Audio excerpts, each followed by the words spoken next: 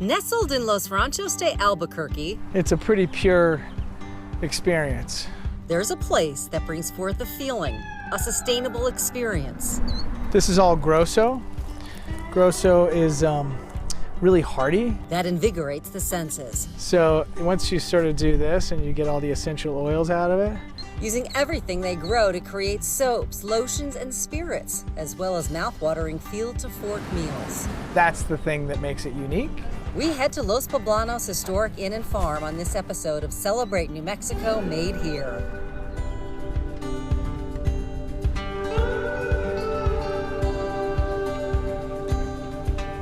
A quaint property in the Rio Grande River Valley, surrounded by cottonwood trees and lush fields. It's a boutique hotel that's located on a historic farm. The area, once part of the Elena Gallegos land grant, original settlers are thought to have come from Puebla, Mexico, often called Poblanos. There was some important historic architecture that was here. In the 1930s, former Congressman Albert Sims and his wife Ruth developed an 800-acre ranch, hiring architect John Gaumeme to restore the buildings. So he actually developed a style of architecture called Territorial Revival for Albuquerque, which is what the original buildings were, and had all these great New Mexican craftsmen and artists work on the project. So that was a big driver, how to preserve those buildings. The ranch was home to the original Creamland Dairy, which played a significant role in developing the dairy industry in New Mexico. The farming was equally important, and so was the gardening, and it was one big kind of effort.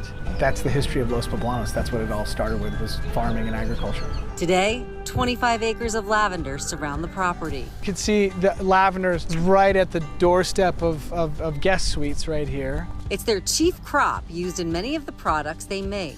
This lavender, Grosso, has a very high oil yield, and the oil is critical to our business. So we do steam distillation, we extract all those oils, and that's what goes into our products. All starting with his parents. They were looking for a sustainable plant, and so lavender was one of those things. You're lucky if you can get to 12 years with lavender in New Mexico. Seedlings are grown in a greenhouse, then planted in the field. Our goal is to have, between 6,000 and 8,000 plants for this property. By mid-July, the lavender's ready. Probably takes us almost 3 weeks to harvest all the lavender. From there, the oils are extracted and infused into their products. So right now she's pouring salve. Salve was the very first product Penny Remby, the matriarch, created the recipe and put it together. It was the first product that we made with our lavender oil, and it's one of our best-selling products. It's our flagship products. 5 ingredients, hasn't changed since the beginning. It used to be in small quart pots, but now we have a double boiler kettle, and it's still hand poured. It cools and kind of collapses, so we're just smoothing out the tops. From there, the product line expanded. These are our handmade soaps. We have 6 different flavors. They're all natural with essential oil and botanics. They use the soap base and the lye in the pot. And then it goes into, they'll go in those molds and then they come out as big loaves. We just cut the loaves into bars and they separate out. So over the next 2 to 3 weeks, they will cure and harden up. And once they're cured and hardened, they will get boxed up. We make around 30,000 bars of soap in a year, which sounds like a lot, but it's still considered small batch. Their newest product? Spirits connoisseurs, if you will, Lavender Gin.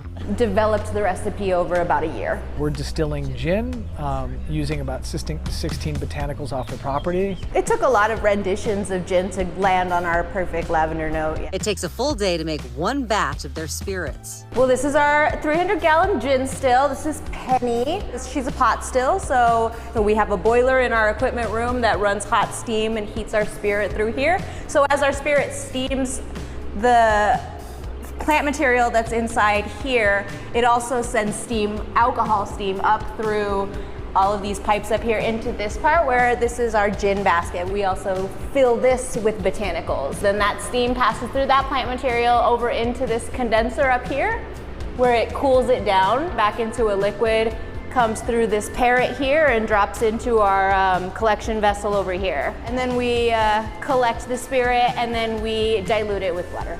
One batch makes 80 gallons of gin, or about 800 bottles. Got a gold at a bartender's competition, so we've put in for a few and we've gotten some awards. The product inspiring Los Poblanos to open this space in downtown Albuquerque. The story of the building being a former Tractor Supply and its roots to the farming at the farm, it all just felt right.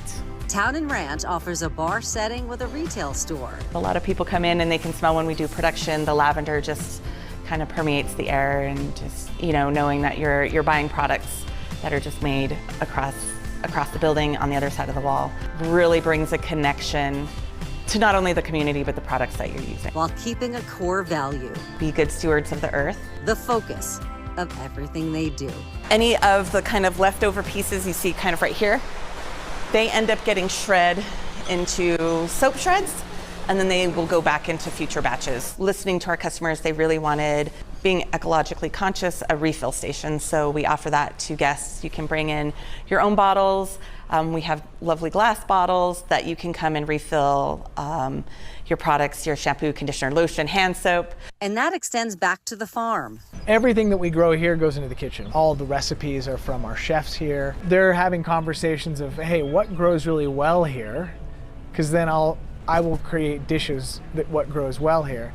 We call the food here is Rio Grande Valley cuisine. And then also they'll say, well, I would really love this on the plate. I would really like to develop this. Can you guys grow this or something similar? Finding solutions by creating alternate ingredients. We'd have to order lemons from somewhere else because they don't grow in New Mexico. But if you want those citrus notes and something like a beautiful gin, what kind of plants exist here to give you those notes, that plants that don't come from that grow here in New Mexico? Lemongrass and lemon verbena and things like that do the trick. And working to put our state on the map. We get to storytell of why we love New Mexico, whether it's through the food or the culture or the art or the experiences or the people. What you're buying here is staying here and supporting local jobs, local economy, and local business. New Mexicans are very proud of when we do well too. We're all doing our little part to make Albuquerque and the Albuquerque greater area and all of New Mexico a better place. This is New Mexico true.